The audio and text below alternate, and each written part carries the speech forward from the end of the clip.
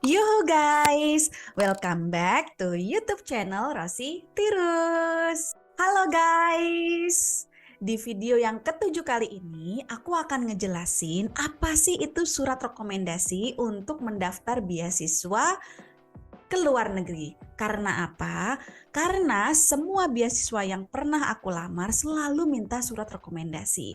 Itulah kenapa menyiapkan surat rekomendasi jauh-jauh hari itu penting. Simak video ini sampai akhir ya.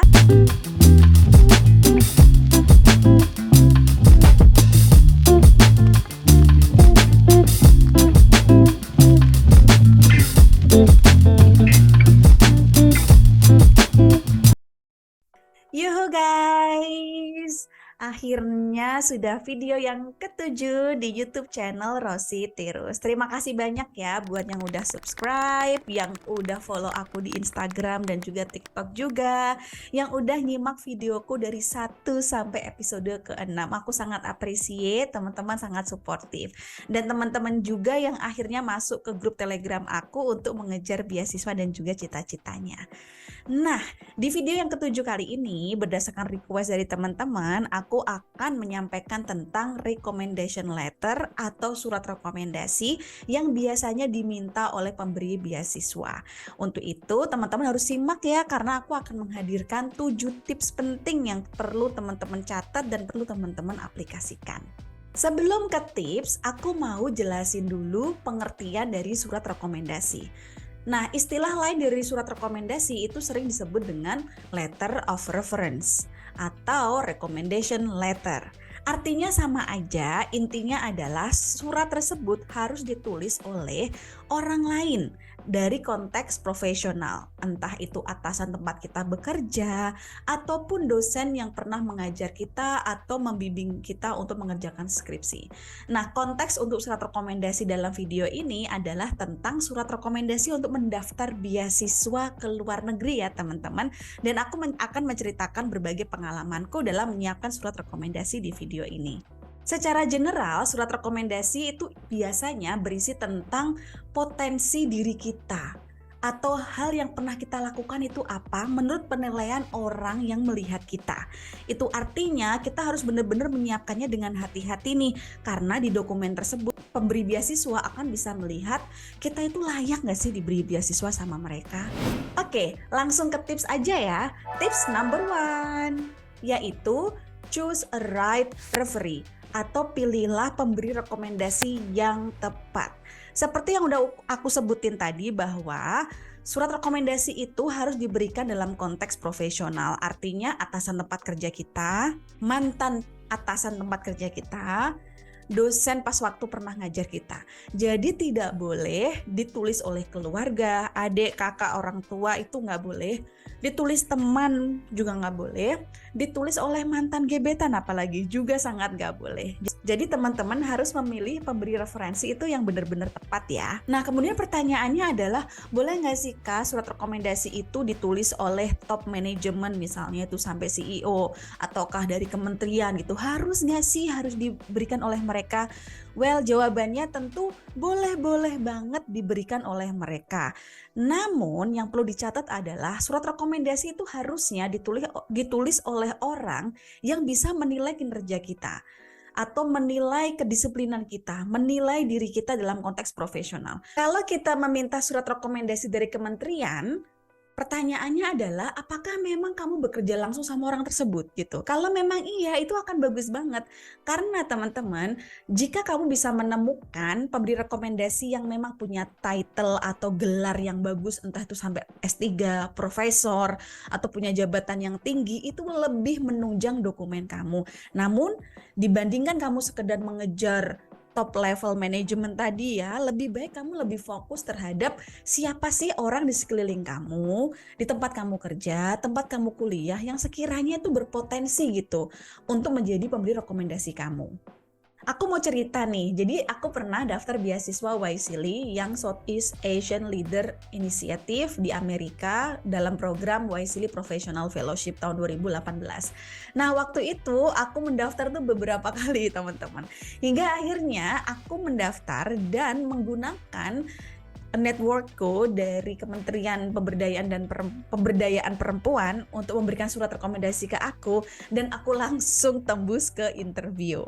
Nah, aku kurang tahu sih apakah memang karena dengan aku meminta surat rekomendasi dari beliau itu membuat dokumenku lebih baik, tapi yang jelas aku berprasangkanya begini, mungkin secara IC atau berkas yang aku kumpulkan itu sama yang lain sangat kompetitif.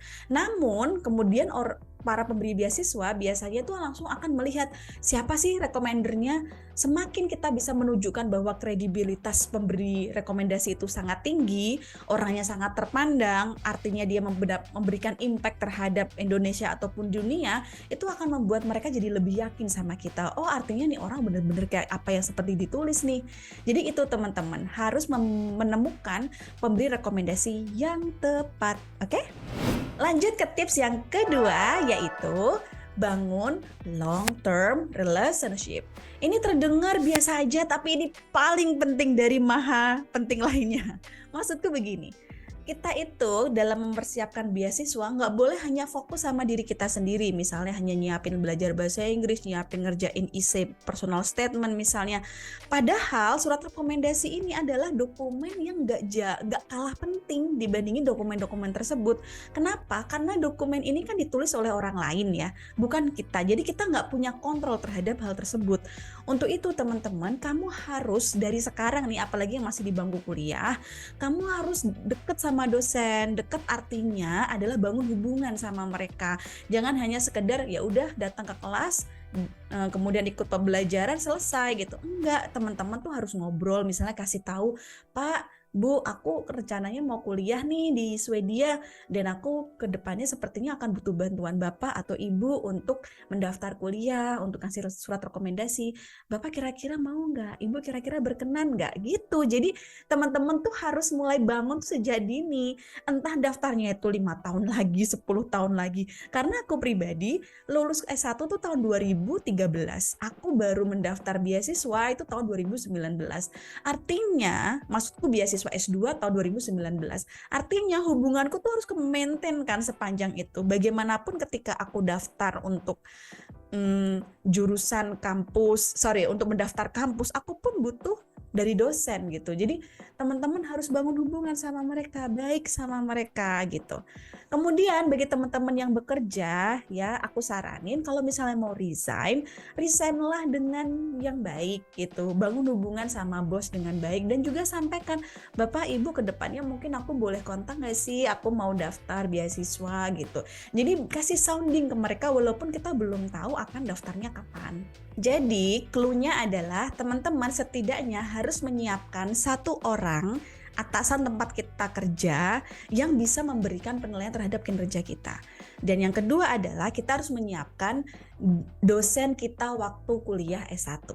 Minimal 2 orang yang teman-teman harus siapkan. Coba tengok sekarang kanan kiri siapa yang sekiranya berpotensi untuk memberikan rekomendasi kepada kita. Dan jangan juga teman-teman minta surat rekomendasi kepada orang yang sekiranya nggak suka sama kita, yang justru akan menjatuhkan nilai kita. Oke? Tips yang ketiga, write in English. Jadi kebanyakan surat rekomendasi untuk kuliah di luar negeri, karena konteks kita hari ini belajar tentang rekomendasi untuk kuliah di luar negeri, ya kan?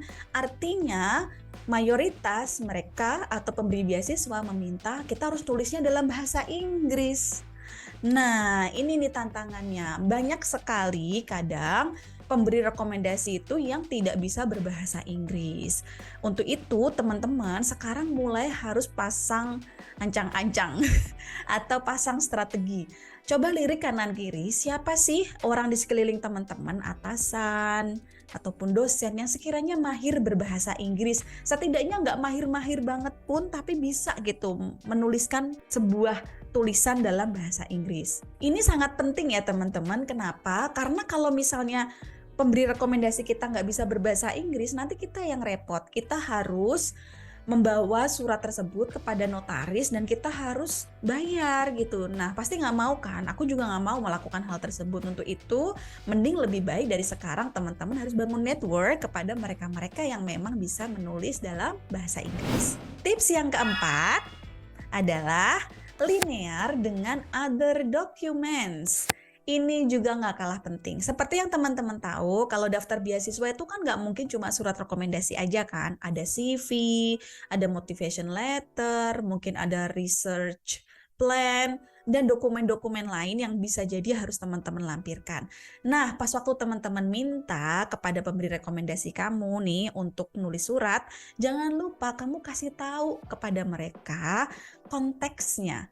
Dan kalau bisa lampirkan dokumen-dokumen lainnya sehingga si pemberi rekomendasi ini tahu nih, oh harus nulis tentang apa ya? Karena kan pengalaman hidup teman-teman banyak nih. Ibaratnya nih pemberi rekomendasi juga harus dikasih clue. Bahkan kalau aku pribadi aku akan nulis pointer-pointernya. Jadi aku kasih tahu Bapak Ibu, aku pengen Bapak Ibu bantu untuk nulis surat poinnya tentang hal ini nih. Tolong kasih penilaian terhadap saya terhadap hal tersebut gitu. Nah, itu akan membuat mereka juga jadi lebih mudah untuk nulis buat kita. Nah, namun tentu kita harus mintanya dengan sangat sopan dan jangan terlalu demanding ya, dan lebih baik dipersiapkannya jauh-jauh hari. Kenapa aku selalu nyebutin ini? Karena bagaimanapun pemberi rekomendasi kita kan pasti orang kredibel, dia pasti sangat sibuk. Nah, untuk itu kita harus menghargai waktu mereka. Dan dengan pointer-pointer yang tadi aku sebutin di awal atau bullet point itu supaya hal-hal yang kita mau atau hal yang ditulis beliau di surat tersebut itu nggak jumping atau relevan dengan dokumen-dokumen lainnya. Sehingga surat rekomendasi itu sifatnya kayak memperkuat gitu apa yang telah kita tulis di motivation letter. Sekarang tiba saatnya ke tips yang kelima, yaitu perhatikan format. Jadi teman-teman, berdasarkan pengalamanku untuk daftar beasiswa, beda beasiswa itu beda karakter. Jadi kadang ada beasiswa itu yang sudah menyiapkan template. Teman-teman harus aware nih template-nya bentuknya seperti apa, pertanyaannya apa. Teman-teman harus sudah baca jauh-jauh hari. Kemudian ada juga beasiswa yang nggak pakai template sama sekali. Jadi teman-teman feel free nulis apapun. Bisa mensubmit dalam bentuk apapun. Nah, kalau misalnya tidak dikasih template, maka teman-teman jangan lupa harus ada kop surat di surat tersebut. Jadi supaya terasa konteksnya profesional dan juga resmi. Kemudian ada juga yang sifatnya itu template-nya dikirimkan ke pemberi rekomendasi kita. Jadi misalnya kita punya dosen namanya Pak Amir. Nah, si pemberi rekomendasi Pak Amir ini akan menerima email yang berupa portal yang harus beliau isi gitu. Nah, artinya aku udah mengalami 3 pengalaman ini teman-teman. 3 hal yang berbeda dan teman-teman harus perhatikan sejak awal formatnya itu seperti apa. Nah, karena format surat rekomendasi ini beda-beda, tentu strateginya beda-beda. Kalau misalnya itu hanya perlu ditulis di Word document, itu mudah ya. Jadi dosen itu atau atasan kita bisa ngerjain cuma seminggu juga selesai. Tapi kalau misalnya itu harus lewat portal, bisa jadi pemberi rekomendasi kita ini nggak tech savvy, dia nggak jago banget ngisi-ngisi format kayak gitu. Jadi ya akhirnya jadi repot gitu. Makanya teman-teman jangan sampai kita kelewat ya untuk hal-hal ini. Kemudian tips yang keenam, yaitu cara meminta surat rekomendasi. Nah, ini sepertinya mudah, tapi barangkali aku mau cerita aja nih. Teman-teman, kalau misalnya kita sudah membangun hubungan yang long term dan baik kepada calon pemberi rekomendasi kita, tentu akhirnya cara meminta surat rekomendasi ke beliau juga lebih simpel gitu. Misalnya kayak aku pribadi hanya minta lewat WA. Jadi aku bilang, "Hai Bapak, Ibu, apa kabar? Pak, Bu, aku sekarang mau daftar nih beasiswa A gitu." Aku aja bilangnya tuh aku, nggak pakai saya, jadi sangat informal gitu. Kemudian aku minta, jadi Pak ini mau daftar ini, deadline-nya tanggal segini, apakah kira-kira Bapak berkenan? Apakah kira-kira Ibu bisa bantuin aku untuk meraih mimpiku nih Bu? Pakai emot-emot senyum yang lucu gitu. Nah kemudian setelah beliau atau Bapak dan Ibu ini yes ya, kemudian habis itu aku akan berkirim email. Kenapa harus berkirim email? Supaya kalau di chat itu kan gampang hilang ya kalau misalnya di WhatsApp, tapi kalau di email kan semua informasinya bisa kearsip dengan baik gitu. Jadi aku akhirnya kasih rinciannya, detailnya, CV-ku aku lampirkan, informasi beasiswanya aku lampirkan, pointer-pointer yang mau aku tulis, yang aku pengen beliau tulis tuh aku lampirkan semuanya di situ. Nah, catatan yang penting lainnya adalah teman-teman jangan memilih pemberi referensi itu yang pamrih atau yang minta imbal balik secara jelas gitu. Bagi aku pribadi itu nggak banget sih. Jadi harus minta surat rekomendasi itu pada orang-orang yang tulus terhadap perkembangan diri kita, yang benar-benar memang ikhlas kalau mau ngasih bantuan itu bener-bener mau gitu. Ya mungkin teman-teman bisa sih ngasih gift ya buat beliau karena sebagai ucapan terima kasih, itu boleh-boleh banget. Namun kalau aku pribadi, kalau mau ngasih gift itu pun karena dorongan dari hati gitu, bukan karena kita merasa nggak enak, kita merasa sungkan, itu harusnya enggak. Karena pada dasarnya ketika beliau dimintai surat rekomendasi, artinya beliau adalah seseorang yang punya kredibilitas yang tinggi, yang harusnya memang membantu seseorang dengan sangat sukarela, apalagi untuk memberikan rekomendasi untuk kemajuan diri kita sekolah di luar negeri. Nah, ini tips yang terakhir, yaitu provide a support for them. Jadi pemberi rekomendasi kita ini kan orang-orang yang sibuk ya, apalagi kalau dia di top manajemen, dia menjadi senior kita, kemudian beliau juga dosen ngajar atau mungkin membimbing skripsi juga, pasti kan sibuk. Nah, sering kali faktanya di lapangan yang terjadi adalah mereka meminta kita yang membuat surat rekomendasi tersebut. Kalau ini terjadi, apa yang harus kita lakukan? Gini. Kalau si pemberi rekomendasi ini meminta kita yang nulis terus beliau hanya sekedar tanda tangan aja, iyain aja. Karena itu juga terjadi di aku. Ada suatu ketika pemberi rekomendasi itu bilang, udahlah Rosi kamu tulis saja ntar aku tanda tangan. Oh gitu ya Bu, oke deh gitu. Namun jangan berhenti di situ teman-teman. Teman-teman iyain, namun catatannya adalah pertama, teman-teman buatlah draft sesuai kebutuhan. Jadi teman-teman nulis nih sesuai dengan gambarannya teman-teman. Oh, diriku tuh seperti apa kira-kira di mata ibu atau bapak itu ya. Tulis. Kemudian berikan draft itu kepada si pemberi rekomendasi. Dan sampaikan kepada beliau bahwa bapak ibu tolong ya finalisasi dokumen ini dan boleh banget direvisi bapak ibu, tolong bantu sempurnakan sesuai dengan pandangan ibu bapak terhadap kinerjaku gitu. Nah, aku yakin pemberi rekomendasi yang profesional, dia akan mau melakukannya gitu. Dia akan mengoreksi, dia akan melihat, oh ini bener nih, menurutku aku setuju, menurutku ini enggak gitu. Jadi maksudku teman-teman, kalau memang kamu terpaksa harus dimintai untuk menuliskan surat rekomendasi buat diri kamu sendiri, itu nggak masalah karena itu bentuk bantuan dari kamu ngebantu beliau juga yang lagi sibuk atau mungkin nggak begitu jago bahasa Inggris.